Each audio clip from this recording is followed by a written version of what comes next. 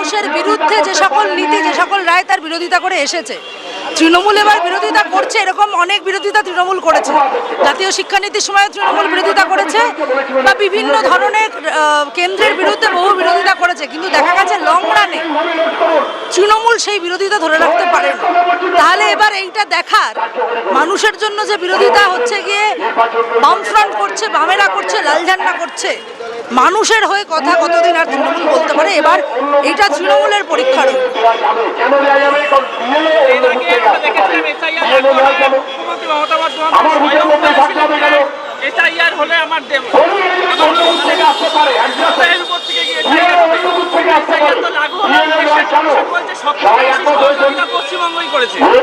হ্যাঁ, মানে এটা তো ভীষণ সাধারণ চিত্র আমরা যা দেখে এসেছি। যখনই কেন্দ্রের কোনো নীতি মানুষের বিরোধী হয়, জনবিরোধী নীতি হয়, সেই জনবিরোধী নীতির মৌখিকভাবে যখনই বলে তৃণমূল আমরা এটার বিরোধিতা করছি, তারপরে লাগু করার ক্ষেত্রে, সেটাকে হচ্ছে গিয়ে চ্যানেলাইজ করার ক্ষেত্রে সব থেকে বেশি যদি কেউ হচ্ছে গিয়ে সহযোগিতা করে কেন্দ্রের সরকারের, সেটা হচ্ছে গিয়ে পশ্চিমবঙ্গের মুখ্যমন্ত্রী মমতা বন্দ্যোপাধ্যায়।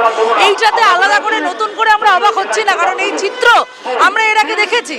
আমরা যারা ছাত্র রাজনীতির সাথে যুক্ত, যখন জাতীয় শিক্ষানীতি লাগু হচ্ছে বলেছিল যে জাতীয় শিক্ষানীতি মানি না, না মেনে কেন্দ্রের শিক্ষানীতিকে হচ্ছে গিয়ে বাইপাস করে রাজ্যের শিক্ষানীতি লাগু করলো, যে শিক্ষানীতি আরো কর্পোরেটের সুবিধা করে।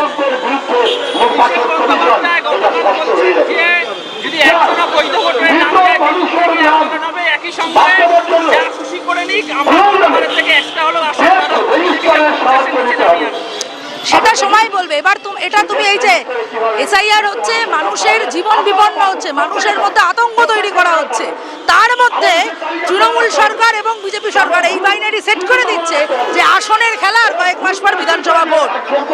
স্বচ্ছভাবে মানুষের জীবনের দিক নির্দেশ করাটা যদি এদের কাজ হতো, তাহলে হচ্ছে গিয়ে তারা এটা ভাবতো।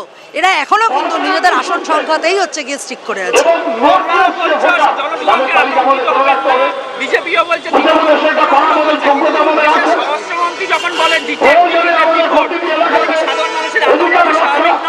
দেখো, সিএ, এনআরসি, এনপিআর থেকে আরম্ভ করে এসআইআর সাধারণ মানুষের মধ্যে আতঙ্ক তৈরি করে সাধারণ মানুষকে বিচলিত করার রাজনীতি করে চলেছে এই রাজ্যের সরকার এবং কেন্দ্রের সরকার। আমরা নিশ্চিতভাবে আমাদের সহায়তা কেন্দ্রগুলোকে, আমাদের প্রত্যেকটি পার্টি অফিসকে সহায়তা কেন্দ্র হিসেবে ব্যবহার করার কথা বলেছি।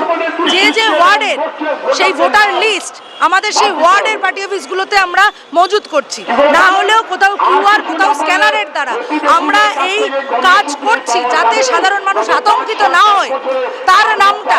কারণ বহু জায়গায় বিধানসভা বদলেছে, যেমন তুমি দেখতে পারো পুরোনো সময় ওই বিবি গাঙ্গুলি স্ট্রিট চত্বর, ওই চত্বরে বিধানসভা ছিল শিয়ালদা বিধানসভা, আজকের দিনে দাঁড়িয়ে হচ্ছে গিয়ে চৌরঙ্গি বিধানসভা।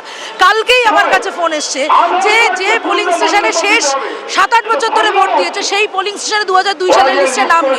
তখন খোঁজা হলো, দেখা হলো যেহেতু শিয়ালদা বিধানসভা ছিল, অন্য একটি পোলিং স্টেশনে সেই সময় নাম ঢোকানো আছে। এগুলো তো আতঙ্ক সৃষ্টি করা।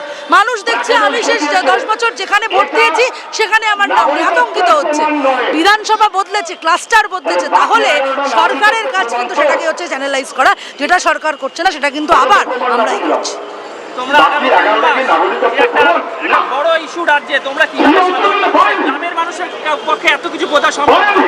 শুধু শহর নয়, দেখো, শহরের মানুষকে বলছি এখানে আসুন, এটা করে নিন, কিউআর আছে, আমরা সাহায্য করব। গ্রামের মানুষের কাছে বুথে বুথে, গ্রামে গ্রামে, ঘরে ঘরে আমরা পৌঁছে দেবো, যাতে তাদের বিন্দুমাত্র অসুবিধা না হয়।